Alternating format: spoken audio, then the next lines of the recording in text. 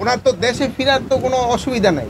উনি যে কোনো সময় ইচ্ছা, উনি বাংলাদেশের নাগরিক, যে কোনো সময় ইচ্ছা উনি দেশে ফিরতে পারবেন। যেই সময় উনি মনে করবেন উনি সেই সময় দেশে ফিরবেন। সাথে তারেক রহমানের একটা বৈঠক রয়েছে, তো সেই বৈঠকের পর তারেক রহমানের দেশে ফেরাটা সহজ হবে কিনা আপনি কি মনে করছেন? এই ব্যাপারে ওনার তো দেশে ফেরার তো কোনো অসুবিধা নাই। উনি যে কোনো সময় ইচ্ছা, উনি বাংলাদেশের নাগরিক, যে কোনো সময় ইচ্ছা উনি দেশে ফিরতে পারবেন। ওনারা যেই সময় উনি নিজেরে যেই সময় উনি মনে করবেন উনি সেই সময় দেশে ফিরবেন।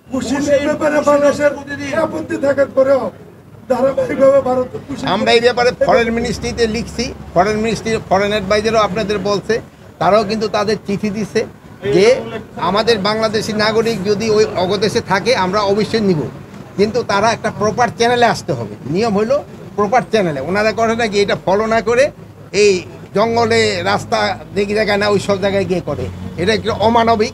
এই যেগুলো আমরা কিন্তু এটা শুধু আমাদের না, আমাদের যে অ্যাম্বাসেডার আছে, হাই কমিশনার আছে দিল্লি, তাকেও এটা বলা হয়েছে এবং ফরেন অ্যাডভাইজার এই ব্যাপারে আপনাকে কিন্তু ব্রিফও করছে।